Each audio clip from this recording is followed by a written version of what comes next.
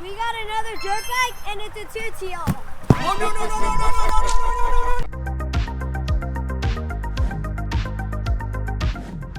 no. What up, YouTube? We just got ourselves a Tuttio. So let's cut open this box, open it, and build it. Let's get it.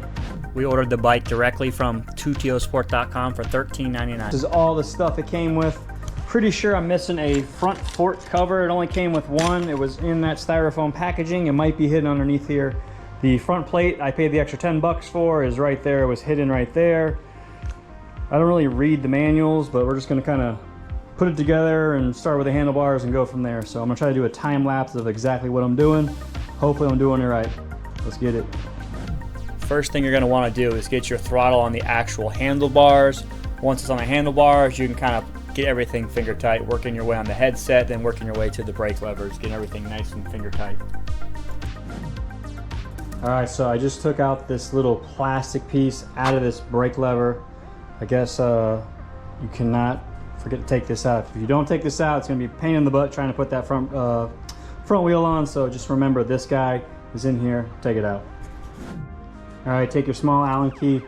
We're gonna do this guy. We're gonna tighten this on first with this small little set screw right here because you can't get to it with the brake. So make sure you do tighten this guy first, then do your brake. And also that's an 8mm socket if you just wanna use your own instead of the crappy wrenches they give you. All you gotta do now is tighten everything up that was loose. Your display, your brakes, and anything else you didn't tighten earlier. All right, so these are 8mm. All right, I think it's good to go. Brakes look all right. Let's go ahead and take this bike off the box. We're gonna turn it sideways and get this front wheel on.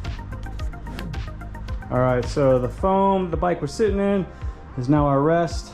Let's see if we can make this work. I think I need to get a flathead screwdriver to open up these the little disc brakes so I can get the actual brake caliper inside there. All right, let's get it. All right, time to get this wheel inside these forks. These guys just hand thread off, right? Got a little spacer, long bolt for the front wheel. Hopefully I'm not doing a crappy job with the camera. Pull out this little black tab. Once again, take off that little tab from here if you haven't already done it. Stick your flathead screwdriver in there and just turn.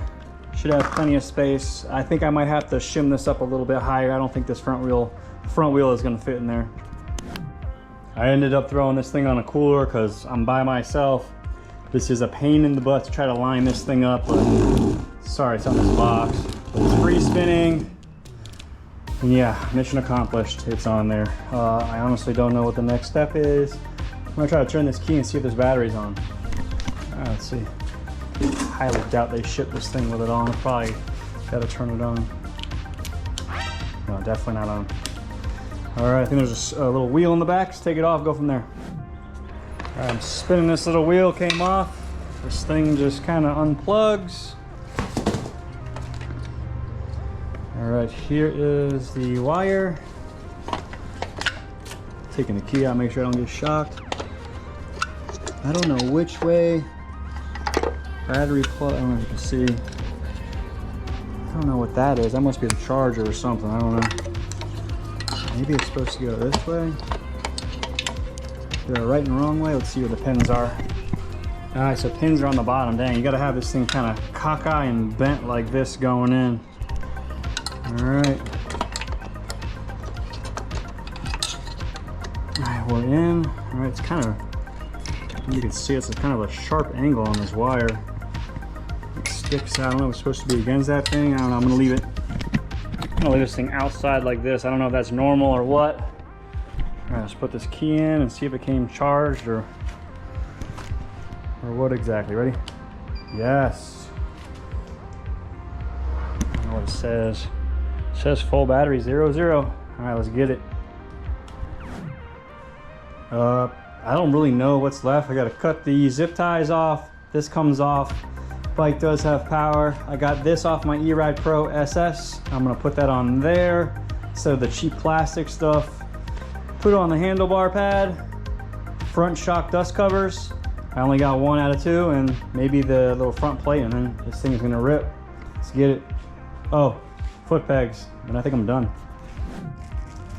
All right, the only things we got left on this bike is the rear fender. We're gonna put on a different front fender off of E-Ride Pro SS 3.0 and this little front crash pad. And yeah, the bike should be fully assembled. I thought the screws were in this backup screw bag, but it turns out they were actually in a tool kit. This should be 2 for the front, 3 for the back. And then one of these big bolts right here should hopefully be for this little front crash pad. All right, let's get it. I used the 3 small bolts that were located in the tool bag, and then there's 2 hidden ones on the bottom that are already on the bike. You just got to tighten them up. Just be careful if you're ordering a front fender. Certain ones are not going to fit. It has a special bolt pattern. All right, I was hoping to put this aftermarket E-Ride Pro SS front fender on, but turns out they are different patterns. So in order for this to go on, it'd have to be that way, which ain't gonna work. So it's either drill new holes in this or use this bad boy. So yeah. All right, here we are getting these foot pegs in. All right, we're on the left side. You can see kind of like the shark fin. The shark is swimming towards the front of the bike, if that makes any sense. All right, here we are with the foot peg and the spring. There's a big part and a little part. Big part goes around. The actual foot peg kind of goes in this area. I think we're gonna hook like that. See, so I hooked that little downward side. Put this in. I should have a little nadir pin. I put the pin in. Hopefully it lines up. There we go. So that's the way it's supposed to go in case I hit something. It goes back. Got this little pin guy. I'm gonna put it in here and bend it. That's how you do the left side foot peg. All right, here we are on the right side foot peg. As you can see, the little curve, the shark fin. All right, the shark is swimming towards the front wheel. Here we go. Big piece of the spring, right? Little big, if you can see. All right, get that guy. You're gonna kind of grab this back piece, twist it. Are you kidding me? Grab this back piece, twist it. All right, get this pin in. Hopefully you can see all this. Have no idea this camera is getting any of it. Come on, get in the hole, baby. Good, good. Back piece. All right. Hook. Sorry, I'm too busy worried about this stupid camera angle. Hopefully you got that. There's some little pin guy. Drop the pin in. Drop the pin in. Bend it. And we're done. Alright, we're putting the number plate on. I'm doing it backwards so it's blacked out. Alright, we're doing the old loop, swoop, and pull. In the outer side. Inner side, loop it around, pull the zip tie, do a quick little adjustment, in a sec, same thing, outside, inside, around the bike, if I can get the dang thing, around the bike, and then time to trim these zip ties. Almost done. Got to put on this dust cover and then basically I'm done. All right, we got the final product. This is all assembled. 1 minute breakdown, overview real quick. Get your throttle on. Make sure your brakes kind of on here nice and snug, right? Kind of get these finger tight. They're 8mm bolts. Have this on here. There's a set screen you tighten. Get your handlebars in, 4 screws. All right, you got to connect the battery. 3 little screws right here. It should come with these screws already connected. Mine kind of fell out in the box, but I don't like this look, and the aftermarket one does not fit. Got your front dust cover right here. The bolts are already on there. My package did not come with this one, so I got to contact Tuttio, and that's pretty much it. All right, let's pick her for a spin, see how she does.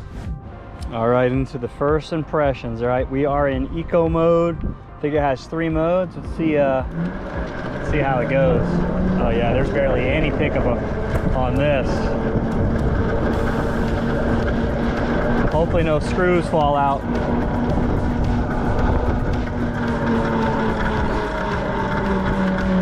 Sounds like my front tire isn't on good. It's like clicking.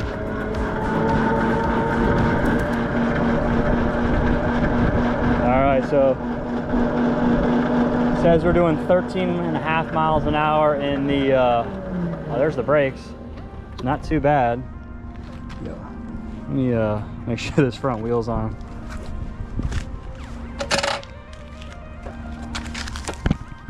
Oh, we're on. Trying to make sure I didn't forget to tighten anything. All right, I think I just clicked this mode button and it goes up. We went from eco to now we're in touring mode. Let's check out this touring mode. Oh, a lot more juice. Oh, completely different sound.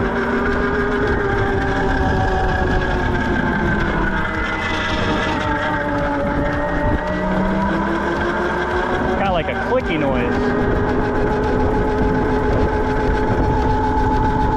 Can't tell if the brake rotor's hitting something or what. We're doing 24.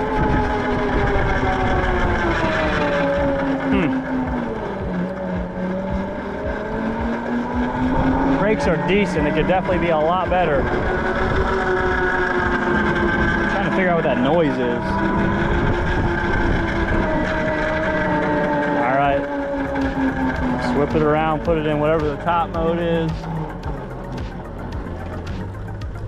All right. We are in sport mode. Let's get it.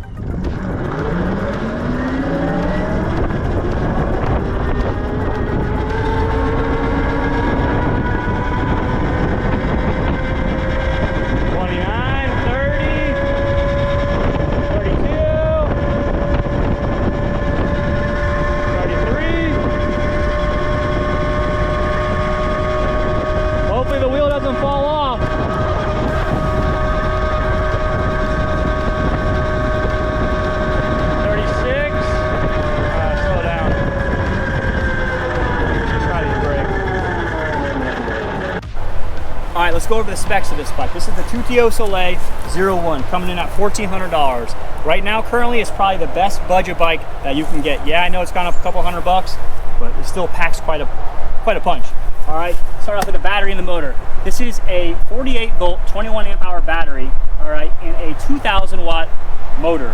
Alright, I don't know how they do it, but somehow this bike has 3 modes and goes 37 miles an hour. It does have inverted forks and some kind of nitrogen-filled rear shock, all right? Rides pretty good. The brakes are DOT3 single piston.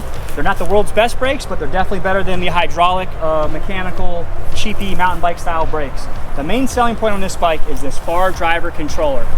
This controller, you can buy a Bluetooth dongle and basically program it, and this bike will hit 45 miles an hour on all this factory stuff. It does rock a 12-14 setup for the wheels, and I mean, this bike has a lot to offer. Comparing it size-wise, comparing it to this little Rawrr MX650, a lot bigger ride height than that, and it's just smaller than a full-size dirt bike. Coming in at 105 pounds, I think this thing holds max weight of 265 pounds. I mean, if you got some money laying around, don't sleep on this bike before they raise the price again. This bike packs a lot of bang for its buck, and definitely check it out. Until the next video, see ya.